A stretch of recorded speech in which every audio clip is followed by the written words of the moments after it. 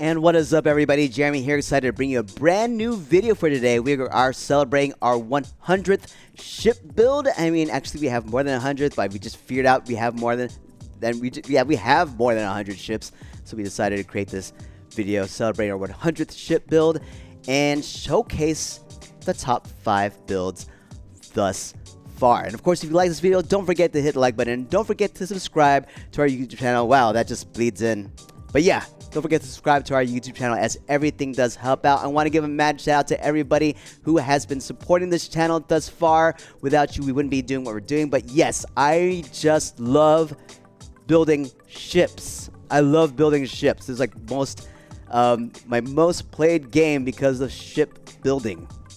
And I'm having fun. I'm enjoying the process, and I enjoy creating these videos. So I hope that you're enjoying the process along the way, and you're enjoying these videos and finding them helpful. And but yeah, without you, would I be doing this? I still, maybe, I don't know, but I think you make it more enjoyable, seeing this progress and seeing that this is indeed enjoyable and helpful to a lot of people out there. So thank you. Without your support, I don't know. I just don't know. But yeah. On top of that, before we get into the top 5, I need to also give a mad shout out to several people that have been inspirational, that have inspired me, or influential in some form, or helpful in some form. So, number 1, I need to give a mad shout out to Crimson Flyboy. His video, the Sparrowhawk gunship, was the first video that introduced me to ship glitches, or ship building glitches. Like, you can merge pieces together. You can have like modules clip each other, and that's fine, and you have a flyable ship, or working flyable ship.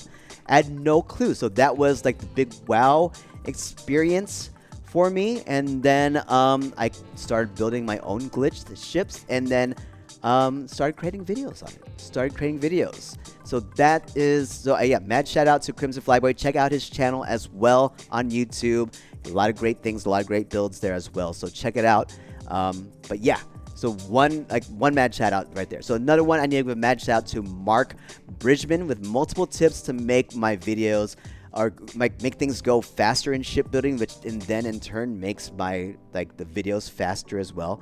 To keep key parts are, one, being able to quickly attach a loose or a module that somehow randomly got unattached. Be able to quickly attach that to a ship. And then with that, I figured out you could do flip glitches and variation glitches to close an occupied snapping point through that. So thank you, Mark Bridgman. You were able to save a lot of time in these videos, and in the creation of these builds, and also in the development of and production of the videos. So thank you, Mark.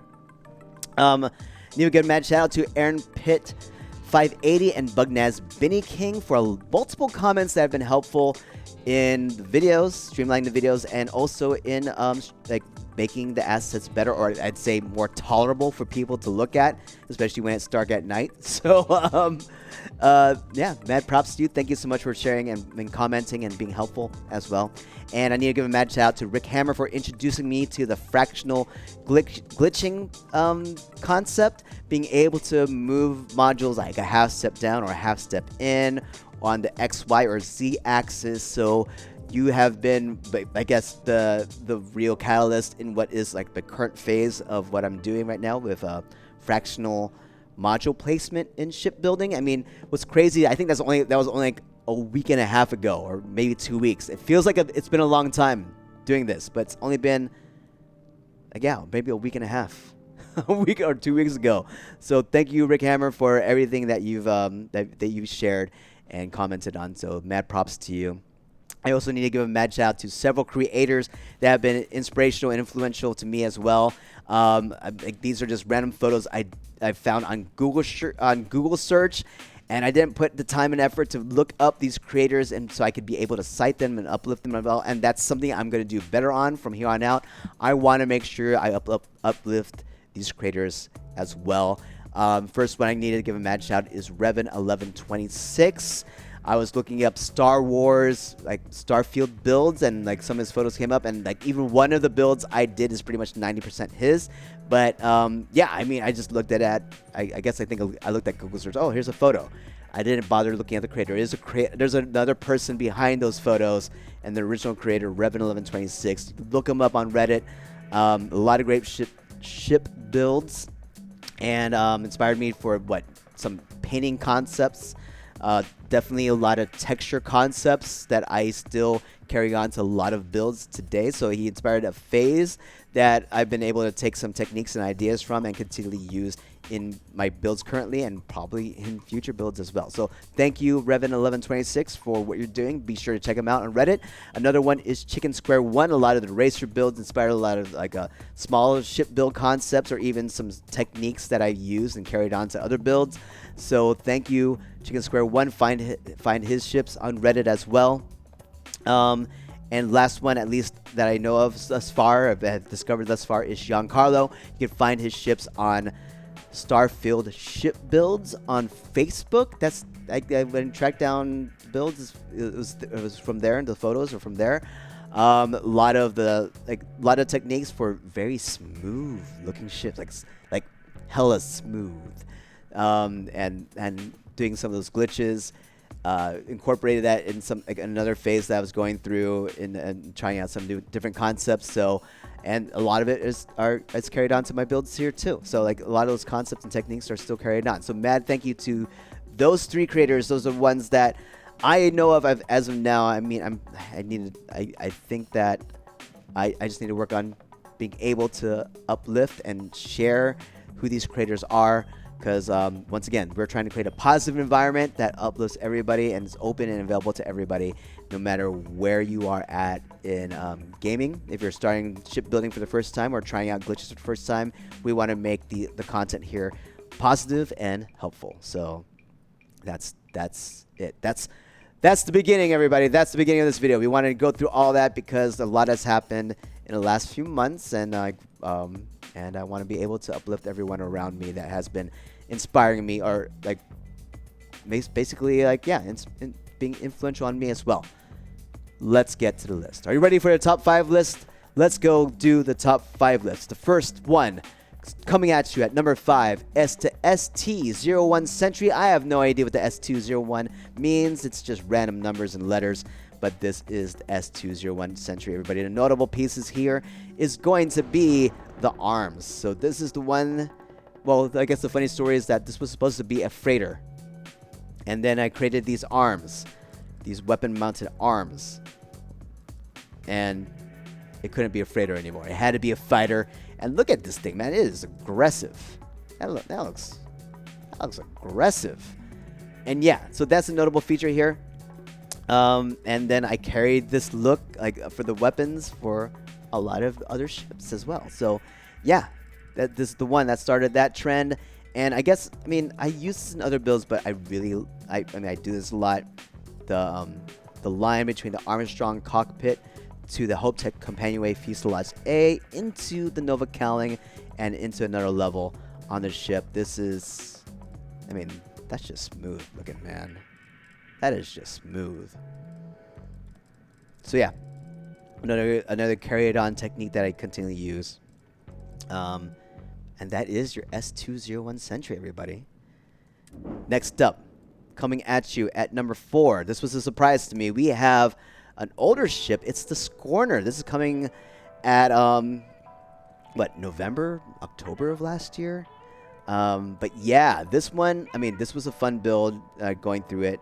I mean, functional wise, I probably wouldn't be putting a Vanguard Bulwark shield generator on a Class A ship like this where you're depending on speed. I'd probably use a what was it called? The 60? What was it? The 60S Protector shield generator. That's what I'd probably use these days. Well, I do use these days. I probably change that out. But notable features, we have this little 3 weapon mount setup that surrounds the cockpit. So that was one cool thing that we were able to put together over this one. And then it has a really great backside. I love its backside using this hexagon shape to for the engines and even for the landing gear where they look like engines. So yeah, when you see this fly in space, it looks amazing seeing this hexagon shape light up. So those are the two notable features here. But yeah, this one's a great one that we had at the very beginning when I started creating videos. So this was definitely, I mean, yeah, I was all up into small ships. So I loved building small ships back then. So yeah, it was all small ships, and it was always the same weapon. I mean, I pretty much use the same weapon loadout still today. But yeah, that is your Scorner coming at number 4. Now coming at number 3, this was a surprise for me as well. We have the Woodlander. So funny thing about this has gone through multiple iterations as well. Like the first iteration, I think I called it Le Visage because it has a face. Can you see it, everybody? There's its 2 eyes. It has eyebrows. It has a nose. It has a mouth. Great thing about, I mean, I think this is the only ship on the top 5 that has a mass more than 1,500. That has more than 1,500 mass. So super cool about this. This was more of a freighter type build. I think the theme that was going on with the freighter was like, all right, we have maybe different freighters that go through different biomes. So I call it the Woodlander because it's going to like gather resources in a forest biome.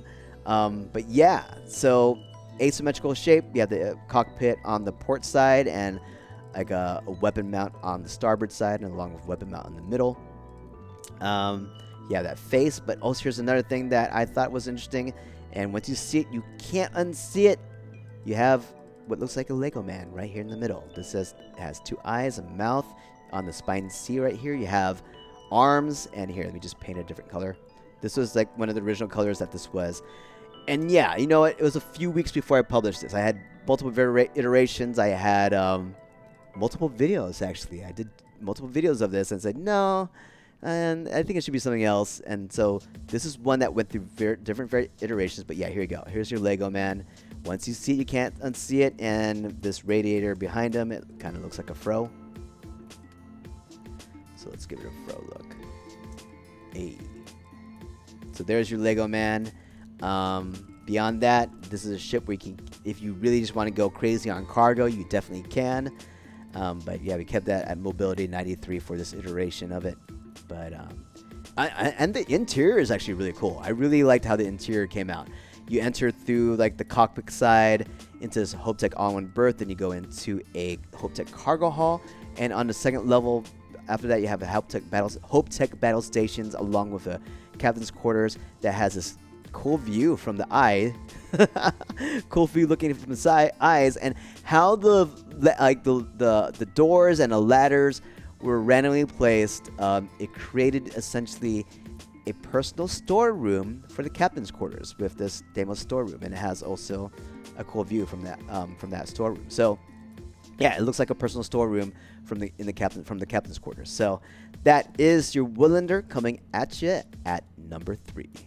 Next up, coming at you at number 2, we have the White Wraith. So this was an interesting one because this was on a character that we kept at level 12 so that it can create level 12 builds.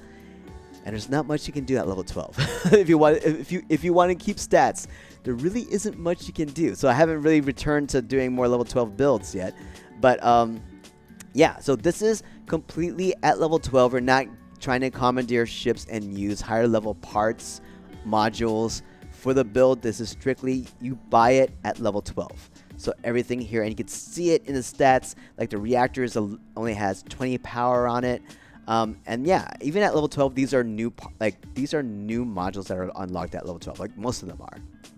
I think the engine, the grav drive, the reactor, and the weapon, like one of the weapons, the PBO-30 auto electron beam, is level 12. The Vanguard Obliterator auto projector, you unlock that through a quest line, like the second quest in the Vanguard quest line.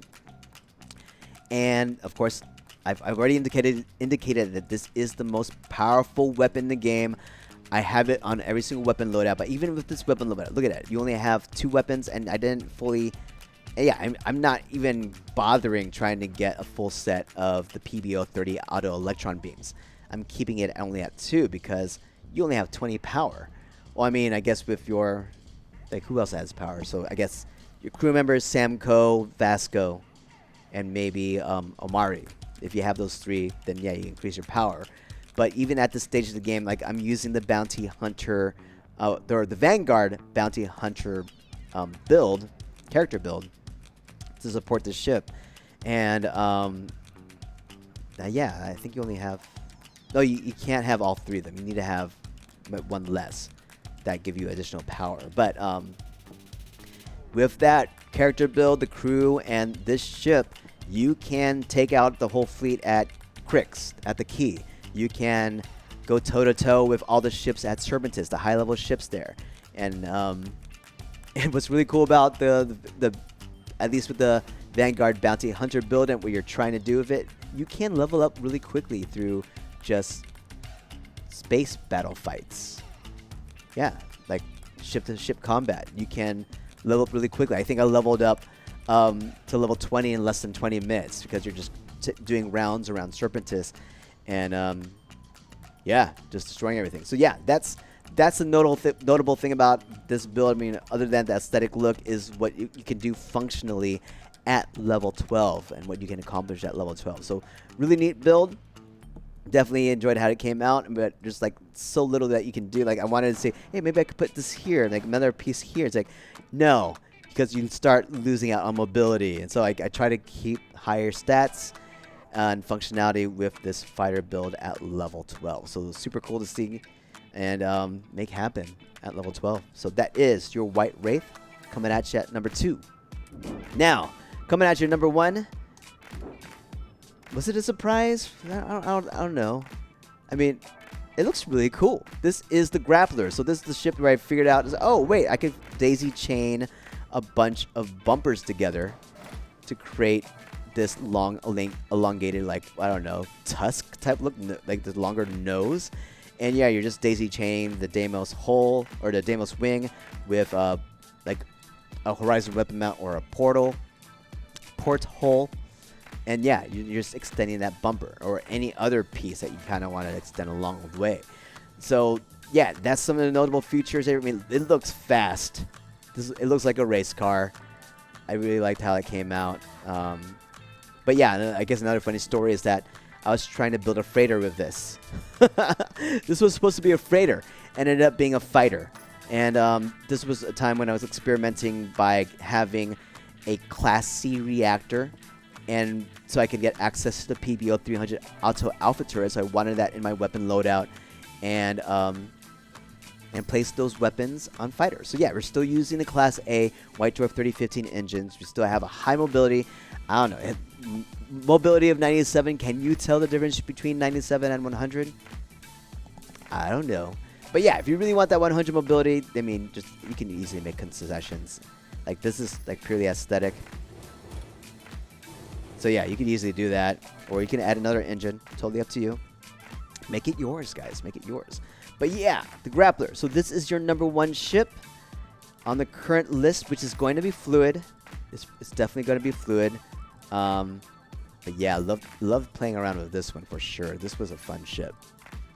But yes, we're gonna show you one more ship. It's an honorable mention because it was only built like last week, and it's climbing in views right now. I mean, this was really cool. It's a very smooth looking ship, very minimalistic, but very interesting as well because we are using the concept of placing modules at fractional placements or fractional positions on the grid. So this whole nose section right here, like this whole side on the port side is one third inside the grid. So this piece right here, that's on the grid, like the cockpit, that's on the grid. So if I want to place this module on the grid, or this set right here, like look, you can see right here, it's 1/3 inside the grid.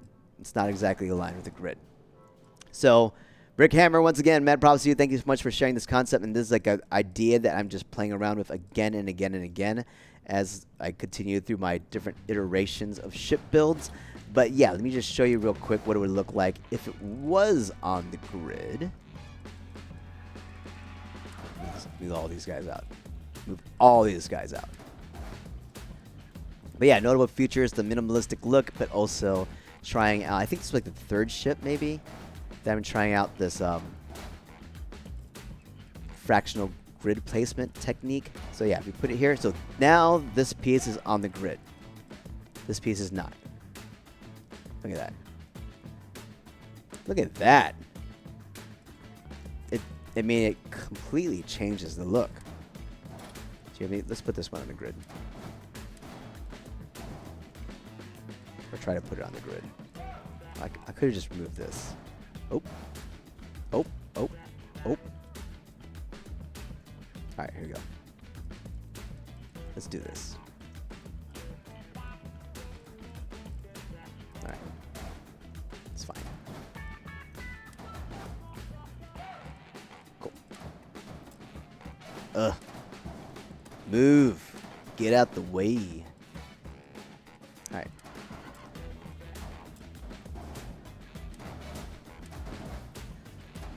There. So that's what it would. I mean, there's definitely some things you could do with this. Even that. But, man, that is a very different look. I mean, it's a very different look compared to. You just hit cancel it. Compared to that. Look out. I mean, I like how this transitioned to here and into the demo swing over here. So, I like that transition. I like having this. I mean, the first thing I thought, wait, it looks like a threader.